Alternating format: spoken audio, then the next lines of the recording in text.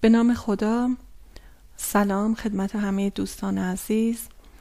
امیدوارم حال همگی خوب باشه. مریم اکبری هستم، مدرس زبان عربی. با جلسه 5 در خدمت شما هستم.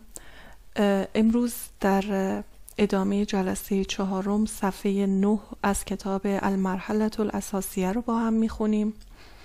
توی این صفحه ما با روزها و زمانهای مختلف شبانه روز در عربی آشنا میشیم. روزهای هفته رو در ویدیوی قبلی هم یاد گرفتیم که عبارتند از السبت شنبه، الاحد یک شنبه، الاثنین دوشنبه، الثلاثاء سه شنبه، الاربعاء 4 شنبه، الخمیس 5 شنبه و الجمعه جمعه. و اما ساعت مختلف شبانه روز، الفجر به معنای سپید دم هست که در واقع یک زمانی هست که بسیار نزدیک طلوع آفتاب هست، همطور که در تصویر هم مشاهده می کنید.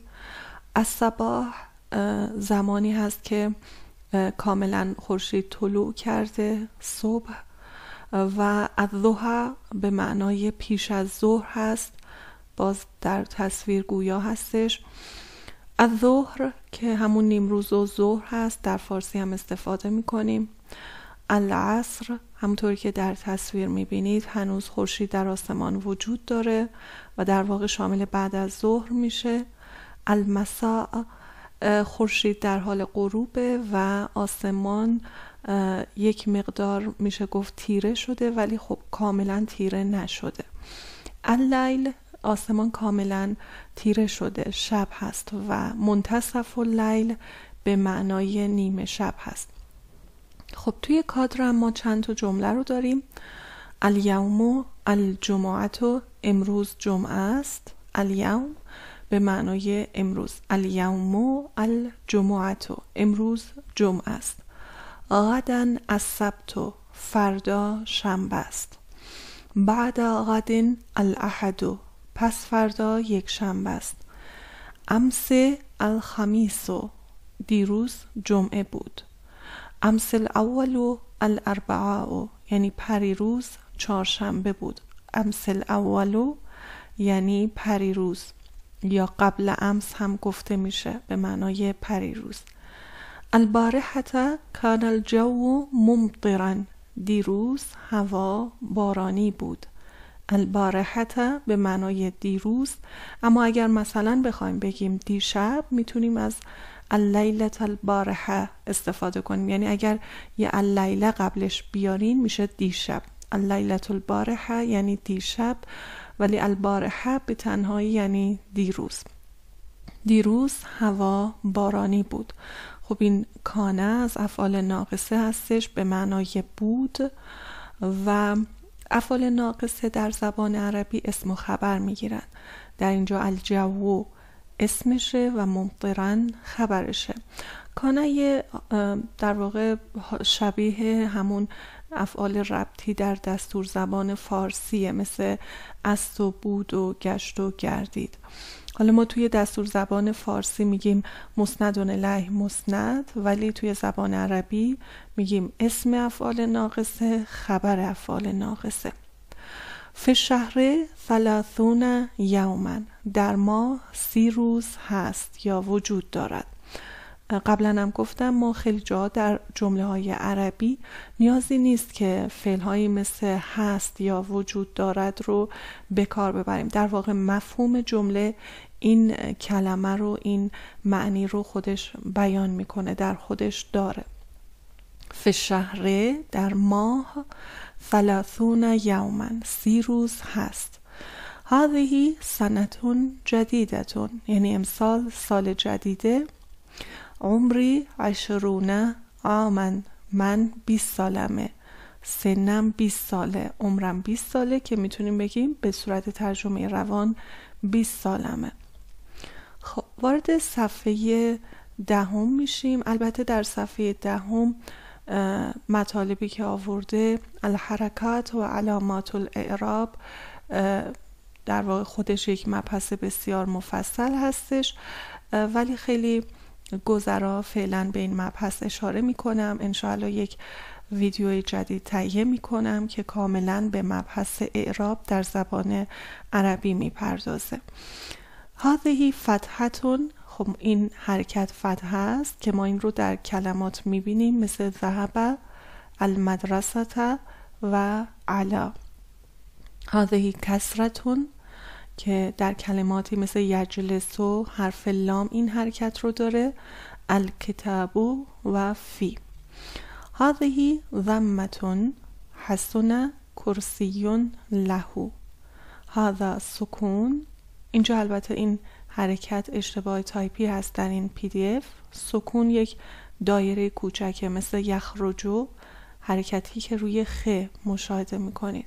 المکتبتو، حرکتی که روی کاف مشاهده میکنید، و نحنو روی ه. فالحرف اما مفتوح او مکسور او مضموم او ساکن. حرف یا مفتوح یا مکسور یا مضموم و یا ساکن. الفتحة الکسرة و الضمة و السکون حرکاتون.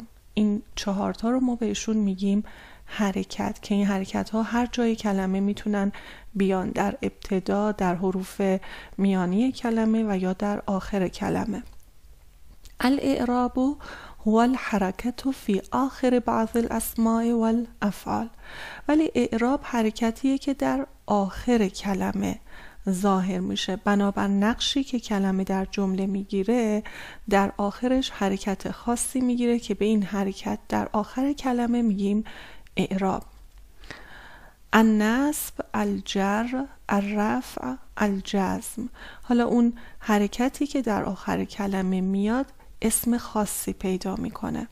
مثلا در جمله رأیت الکتاب علی الکرسی، کتاب را روی صندلی دیدم. اشتریت قلما من السوق، قلمی را از بازار خریدم.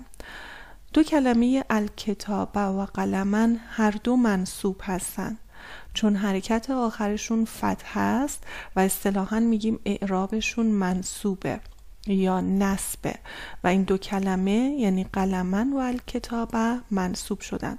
حالا چرا؟ چون نقششون این رو در واقع ایجاب میکنه، به خاطر اینکه الکتاب و قلمن هر دو مفعولون به هستن و مفعول در زبان عربی منصوبه. الجر سلمت علی المعلم دخلت فی حدیقه. جمله اول یعنی به معلم سلام کردم، جمله دوم یعنی وارد باغی شدم. 2 کلمه المعلمه و حدیقت هر دو مجرور هستند و حرکت جر یا اعراب جر در آخرشون ظاهر شده، به این دلیل که هر دو بر سرشون حروف جر به کار رفته، علا و فی. هر دو حروف جر هستند که میشه گفت تا حدی شبیه حروف اضافه در زبان فارسی هستند. این حروف جر وقتی بر سر اسمی میان، اسم بعد از خودشون رو مجرور میکنن. الرفع رجع سعید من المدرسه. سعید از مدرسه برگشت.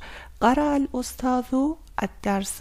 استاد درس را خواند، که در اینجا سعیدون و الاستاذ هر دو مرفوع شدن چون نقش فاعل رو دارن و فاعل در زبان عربی مرفوعه. الجزم لم یخرج، خارج نشد، که یخرج فعل یخرج مجزومه. علت مجزوم شدنش اینه که لم بر سرش اومده. لم در زبان عربی از حروف جازمه است، یعنی فعل بعد از خودش رو مجزوم میکنه. نسمی الکلمات التي تقع علیها هذه الحرکات. این کلمه باید تصحیح بشه. هذه الحرکات مرفوعة او منصوبة او مجرورة او مجزومة. کلماتی رو که این حرکات بر روی اونها قرار میگیره بهشون میگیم مرفوع یا منصوب یا مجرور و یا مجزوم. پس به طور کلی اگر بخوام خیلی خلاصه این صفحه رو بگم، ما 4 حرکت داریم در زبان عربی: فتحه، کسره، ضمه، سکون، که اینها هر جای کلمه میتونن قرار بگیرن، ولی وقتی که حرکت در آخر کلمه مد نظر باشه بهش میگیم اعراب، و اعراب بر اساس نقشیه که اون کلمه در جمله میگیره. در پایان هم یک متنی به ما داده که از ما خواسته که کلمات رو بگیم چه حرکاتی دارن یا چه اعرابی دارن، که من از دوستان عزیز میخوام این تمرین رو در خونه انجام بدم. متشکرم از اینکه وقتتون رو گذاشتین و این ویدیو رو تماشا کردین. امیدوارم براتون مفید بوده باشه و اگر مفید بوده ممنون میشم ویدیو رو با دیگران هم به اشتراک بذارین. همچنین دوستان عزیزم با لایک هاتون و با سابسکرایب شدن میتونید از ما و از کانال ما حمایت کنید. ممنونم. اوقات خوبی رو براتون آرزو میکنم.